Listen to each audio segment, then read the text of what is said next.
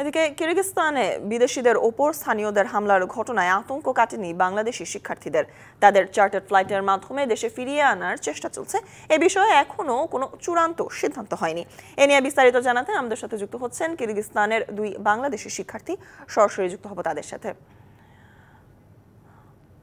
প্রথমেই জানতে চাই কিরগিজস্তানের বর্তমান অবস্থা কি এবং তার পাশাপাশি নিরাপত্তা নিশ্চিতে সেখানকার পুলিশ বা সেখানকার আইন শৃঙ্খলা বাহিনী আসলে কি করছেন বর্তমানে।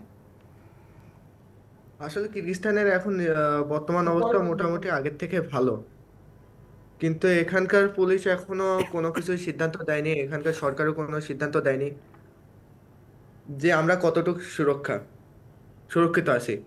কিন্তু আমাদের কিছু প্রশ্ন আছে বাংলাদেশ সরকারের কাছে। দেখেন, আমার নোটেড পয়েন্ট, আমাদের বাংলাদেশ সরকার এদেশের সরকারের সাথে কতটুকু নিশ্চিত করছে যে আমাদের সুরক্ষার বিষয়।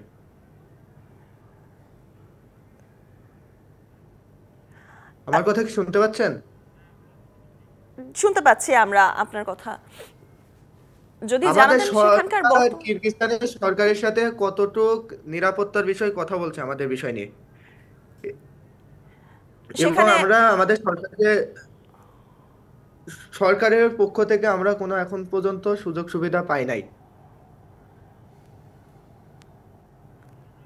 আপনাদের দাবি কি, তার পাশাপাশি যেহেতু কিরগিজস্তানে কোনো দূতাবাস নেই, উজবেকিস্তান থেকে রাষ্ট্রদূত আসলে আপনাদের সাথে কতটুকু যোগাযোগ স্থাপন করতে পারছে?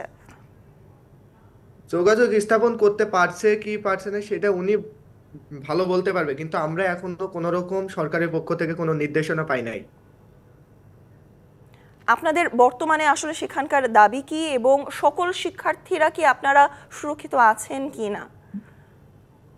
আমরা শিক্ষার্থীতে এখন সুরক্ষিত আছে, কিন্তু কালকে সুরক্ষিত থাকবে এর কোনো গ্যারান্টি নাই আমাদের কাছে, কারণ আমরা সরকারের পক্ষ থেকে কোনো ব্যবস্থাই পাই নাই। দেখেন, একটা জিনিস লক্ষ্য করেন, পাকিস্তান ইন্ডিয়া বলেন চার্টার ফ্লাইটের মাধ্যমে কিন্তু ওদের স্টুডেন্টের নিয়ে যাচ্ছে, নিয়ে গিয়ে একটা ব্যবস্থা করে দিচ্ছে, কিন্তু আমাদের সরকার এরকম কোনো ব্যবস্থাই করি নাই। আমি এখন পর্যন্ত দেখতে পাচ্ছি পাকিস্তান বা অন্যান্য দেশ স্টুডেন্টকে নিজেরাই ফ্রিতে নিয়ে যাচ্ছে তাদের দেশের চার্টার ফ্লাইটের মাধ্যমে, কিন্তু আমাদের বাংলাদেশ সরকার এখনো কোনো ব্যবস্থা গ্রহণ করেনি আমাদের বিষয়, এবং আমাদের বিদেশি শিক্ষার্থীদের উপর উদাসীন একটা মনোভাব পোষণ করছে আমাদের সরকার। কিরগিজস্তান থেকে আমাদের সাথে যুক্ত ছিলেন একজন উদ্বিগ্ন বাংলাদেশি শিক্ষার্থী।